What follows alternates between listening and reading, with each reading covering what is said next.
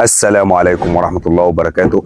أهلا وسهلا بحضراتكم من داخل الدولية للشتلات في أنسجة مجدول ثالث مرة على التوالي. حضرتك سألتني على المجدول، جبت لك 12,000، لسه حضرتك بتتفرج على الفيديو وما حجزتش. حضرتك بعدها جيت سألتني قلت لك ال 12,000 انحجزوا، بعدها جبت لك مجدول 5,000 ولسه حضرتك بتتفرج على الفيديو وقلت لك برضه انحجزوا، وجبت لك بعدها 4,000 أنسجة مجدول قلت لي عاوز فترة أقلمة شهرين. أنا جيت لك النهارده بفضل أقلمة بعد خروجه من المعمل ب5 شهور، ولسه حضرتك بتتابعني وبتتفرج على الفيديو. طيب بسم الله الرحمن الرحيم. أنسجة مجدول توربيد زي ما حضراتكم شايفين، التوربيد مريش، ده توربيد مجدول مريش زي ما حضراتكم شايفين، ده توربيد مجدول مريش، ولسه حضرتك بتتابعني ولسه حضرتك بتتفرج على الفيديو ولسه حضرتك ما حجزتش أنسجة مجدول من الدولية للشتلات. طيب اجيب لسعادتك ايه تاني اكتر من كده؟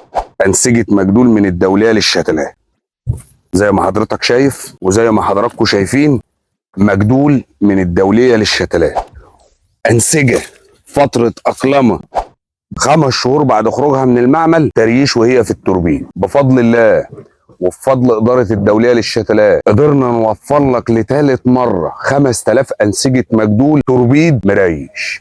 لو لسه ما حجزتش مفيش مشكلة خالص، تقدر تنورني في مشتل الدولية للشتلات نشرب القهوة وتشوف المجدول بعينك، وبعد كده سعادتك حضرتك تقرر تحجز ولا ما تحجزش.